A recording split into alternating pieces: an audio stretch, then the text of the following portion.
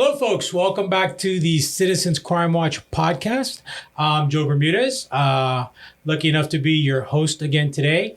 Obviously, they told me I think we did a good job working together, so they asked me to come back.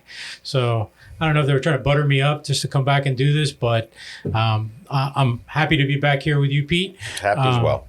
As I said before, I've known Pete for many years, probably getting close to 30 now.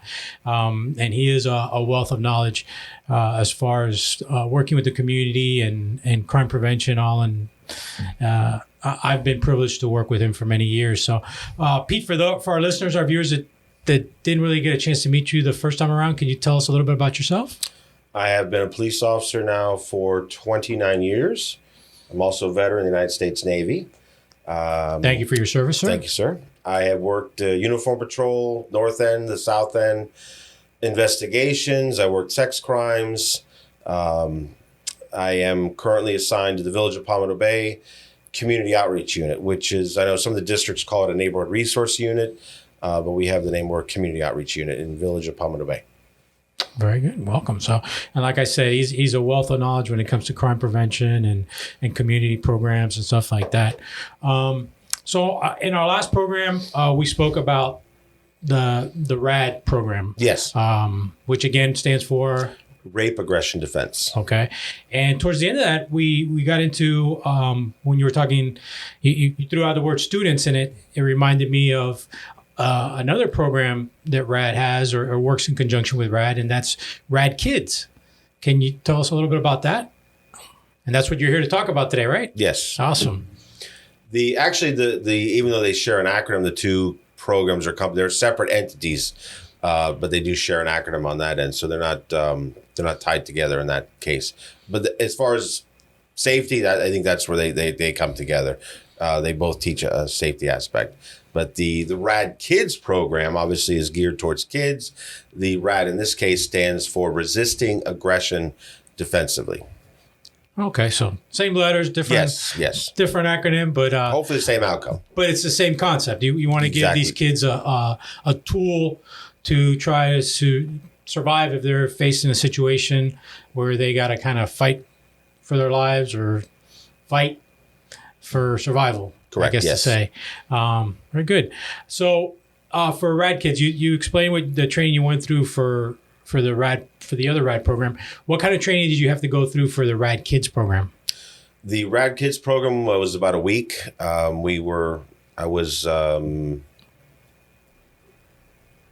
actually went to University of Florida, Gainesville, for the training there. They have a training area up there. It was a week long. And I wasn't sure what I was going to get into. I didn't really know about the program. But at the end, it was something that I was ready to start as soon as we got back. But then I realized, wait, I can't do it by myself. So I had to incorporate other instructors. And finally, after I think almost a year, we were able to get our first program up and running. But it was something that I was ready to go as soon as I left Gainesville, coming back to Miami. Gears were already going as far as, let's start one tomorrow. What are we going to do? And, unfortunately, we need other instructors, some equipment, a place to have it. So it was other things got us a little sidetracked, but we're up and running. We've been doing it now for... And how many instructors do you guys have right now, currently? We have 6 instructors right now. At our height, we had up to 10 instructors. But in any, most places, we have people that retire. So we're always looking to get some more instructors or even get other departments involved so we can all help each other out. As far as when it comes to safety, I don't think there's any jurisdictional boundaries. It's just getting other departments involved and buy into the program. And, obviously this program is geared to a lot of the challenges that kids have today. Not just that fear of that attacker trying to kidnap them or grab them for some reason, but bullying as well, right? You teach them to deal with bullying? Yes. Okay. Yeah. What does the program consist of? What kind of what's the curriculum look like? It's 5 days, 2 hours a day. We'll usually obviously run it Monday through Friday. We currently, obviously with COVID, we've had to put a stop to most of our training, but we've run it through the aftercare program. We'll start on a Monday, and the great thing is us doing it in the aftercare, all the kids know us anyway. If we've been in the schools with our officer-friendly programs and DARE, so they already know us. So we'll start in, we go over different topics. The first hour of each day, we'll talk about bike safety. We'll talk about safety at home. We'll talk about, obviously we cover strangers. There is an aspect of bullying we talk about.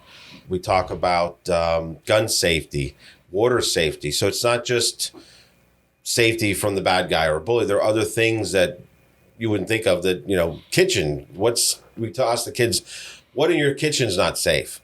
And, parents may leave a bottle of bleach on the counter or next to the bottle of Gatorade. They're both same color, with the Windex.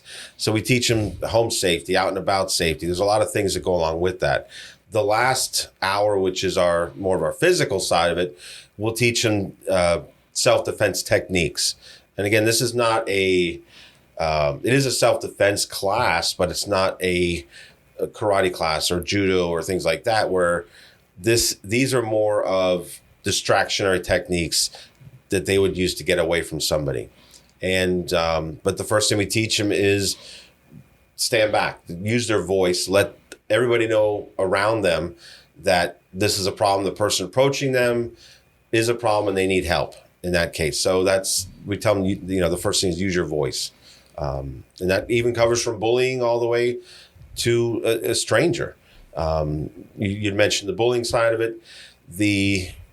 Not a biggest issue, but it's hard sometimes because the program is physical. Do we teach them to hit other kids? Yeah, we do. And a lot of parents will say, if someone hits you, you hit them back. But it's in context. You're not just going to go hit a kid. But, we use the example, okay, you've told the bully, stand back. You told them, stop, no. And they've cornered you in the bathroom. What are you supposed to do? Take a pummeling in the bathroom? We explain to them, use your techniques, whether it's a gouge in the eye or a pepper, we call it a pepper, in the eye, or you kick them. And we make sure, now, did you break the school rules? Yes. What do you do now? You tell an adult. You go to the office, let them know exactly what happened. So that sometimes is an issue when we deal with, zero tolerance versus zero victimization. But it's as a last resort. Even in law enforcement, we try to use, any type of force as a last resort. I tell the kids, I've been a cop for 29 years, and I can count on one hand the amount of physical altercations I've been in, because it's use your voice. So verbalize. I think that's one of the most important things that we teach them. Right. So interesting. So it's not a what maybe somebody might think off the bat, where it's a self-defense class per se. It's an all-encompassing safety program. You're touching on a lot of aspects. And I like the last part you talked about there, where using your voice and using that voice to sometimes it's not in the sense of trying to fight back, but maybe de-escalating or communicating. Right. When I do a lot of presentations, I talk to parents mostly, and we do presentations to kids as well. And we talk about communication, that, one of the things nowadays as parents that we have to understand is having that open line of communication between the parent and the child. We use it a lot when we talk about internet safety and things like that, as a parent, you need to have that ability to talk to your kids and not lose it off the cuff when they say what's something that's happening to them. And also you need to provide that safety aspect for your child, that they can come and talk to you as well. So that's really interesting as far as when you say use your voice and being able to communicate and things like that. You find that that's been something very important in the class? Yes, definitely. We'll have what's called the parent manual, the family manual that will go home with the child. It's getting, over the years, it's gone from a few pages all the way up to a pretty good sized book now. But it's everything that we teach in the class is covered in that manual, and the kids will take it home with them. And again, using their voice, we talk to them, about, example, you get a child that, Uncle Dave comes over to visit, and I'll give your uncle a hug. But turns out Uncle Dave may be, touching the son or daughter inappropriately, but now you're telling them that you have to give them a hug. So we let the kids know, one of their fundamental rules, there's 3 RAD Kid rules. And one of them is that no one has the right to hurt you or trick you or make you feel bad inside. And no one covers everybody. And if they do, you can tell. Those secrets that are make you feel bad inside, those are the ones that they need to let a parent or know what's going on. So it's very important that they communicate their concerns with their parents. If they're having issues on the school bus, if they're having issues at recess or aftercare, or, if there's someone in the neighborhood that, is kind of creepy, they need to let their parents know what's going on. So it's very important that they verbalize it to them. And then again, it's important to the parent that, whatever you're doing at that moment, it may seem important, but when your child comes to you with a problem like, Uncle Dave is doing things, they need to address that. So it's not just a great tool for kids, it's a great tool for parents as well. There's definitely a parental involvement in this program where parents need to be involved. They need to do their homework as well, right? When they get that manual, because it's important. And that's a lot of the ways that we can try to prevent what our kids are facing nowadays is having that parental involvement, being there for them and communicating. I'm a very strong advocate of that as well when I teach. Awesome. So what's the age group that you guys kind of focus on? Is there any like limitations? 5 to 12. That's the set age group for RAD Kids. We had it was almost 5, like a 4 3/4 that went through the program. He did pretty well, but again, the age is due to the techniques. A lot of the technique we teach. A headbutt. You're not going to teach a headbutt to a 5-year-old. There is within the class itself. I don't know. My 5-year-old back gave me a headbutt one time, and I felt it for a week. But it's 5 to 12 is the age group that we go through, and we've had several. Actually, there's 3 sisters at one of our schools. They've been to the program. I believe it was 7 times. Their mom worked at the school, so she was always there late. They were there. We put them. They went through the program. They had a blast. I mean, those 3 girls, I wouldn't have a problem putting them anywhere. I think they can handle themselves. And you could probably deputize them as instructors at that point, right? I've been doing it so long. I think that they're at least one of them maybe heading off to college next year, or they're all in high school. So my own daughter's been through the program 3 times. So it's if I'm there teaching, guess what? You're coming with me over the summer. Awesome. I believe in the program. Our officers that teach I think they believe in the program. The Village of Palmetto Bay that. When I came back that one day and over 10 years ago, and they said, okay, we'll do it. Yes, we'll invest the time and money into the program. But I enjoy doing it. How many classes have you guys had? How many kids, more or less, do you think you've put through this program? I actually have a running tally on my desk at work. We've had 1,380 students have gone through the class. That's through aftercare program at our elementary schools, and we've done summer camp in conjunction with the Village of Palmetto Bay. So 1,380 kids have gone through it. It's amazing. That's a big impact, man. Yes. So hopefully you can double that soon. Hope so. There you go. So what is your favorite part of the program? I mean, you talked about some of the different aspects. You have the class portions, the teaching portions. You have the physical part of it. What do you feel is the most important to you that you've been able to impart on these kids that you've seen it really affects them and has made a difference in them? It would have to be when we do the last day, we do the dynamic simulation part of it. That just everything comes together at that point. I mean, the example, the parent tell the kid, don't take candy from strangers, okay? But did you ever tell them, what do you do if the stranger grabs you? So this is that. This is the next level. We'll grab the student. They have 3 scenarios they have to do.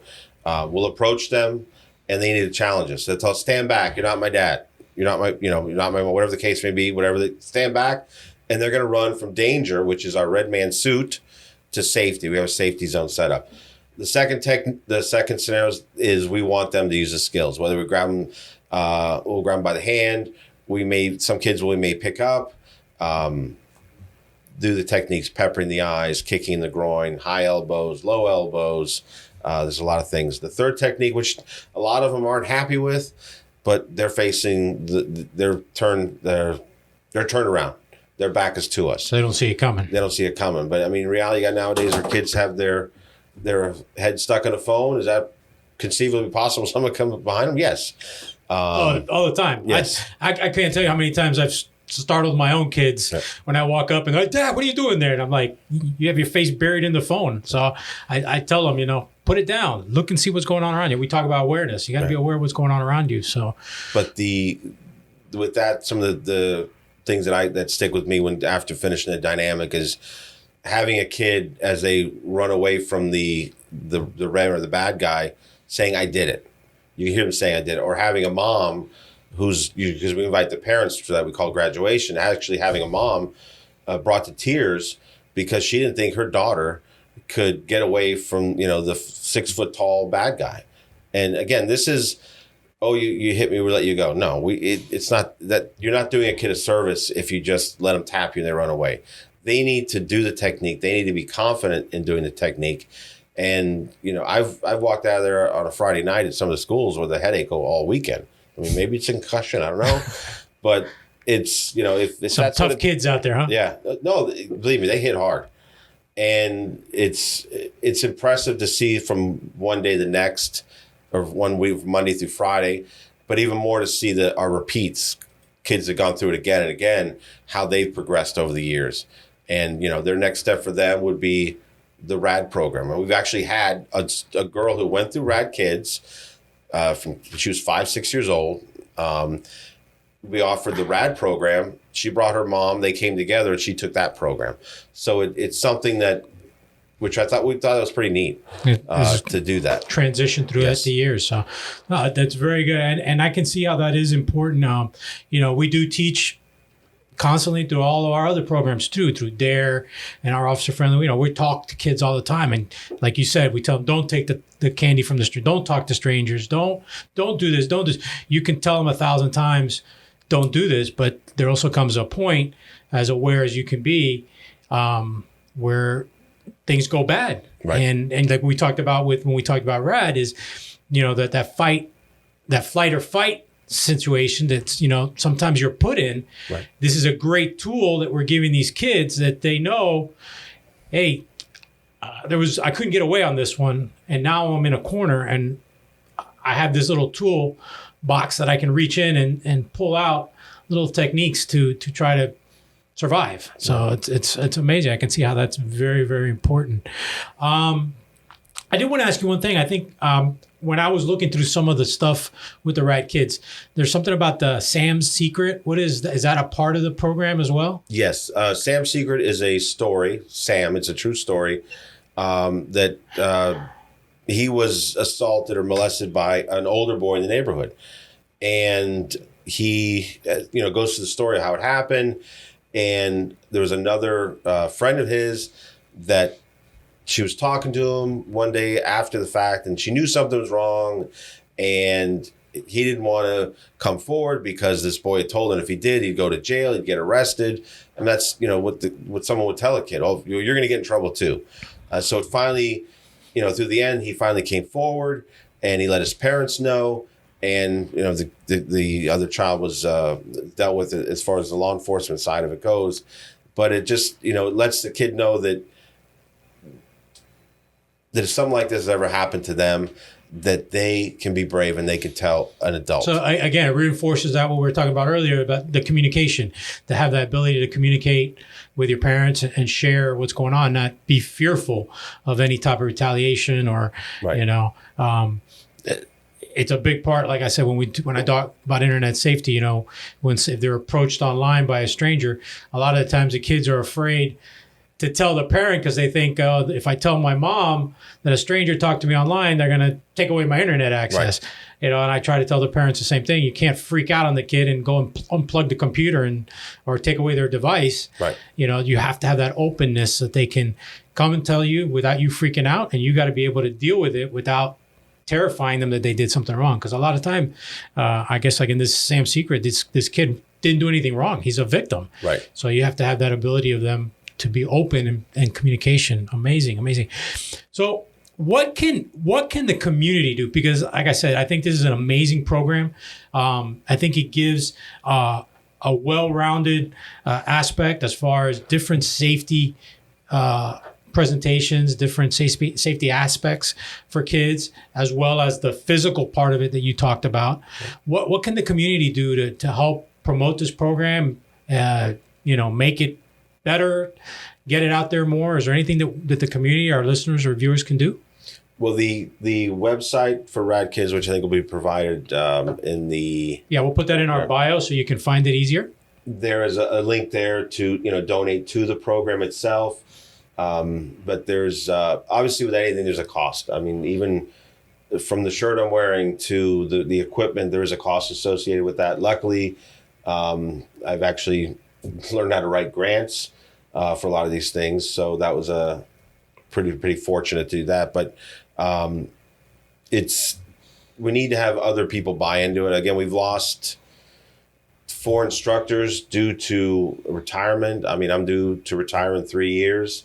So it's just I'd like to keep that instructor pool up and going, but you just need the right person at the right level in the department to buy into the program. When I approached the principal at one of our elementary schools, she said yes. I mean, but then again, I went to another elementary school and I spent an hour and a half having a discussion with the counselor who claimed we were teaching violence.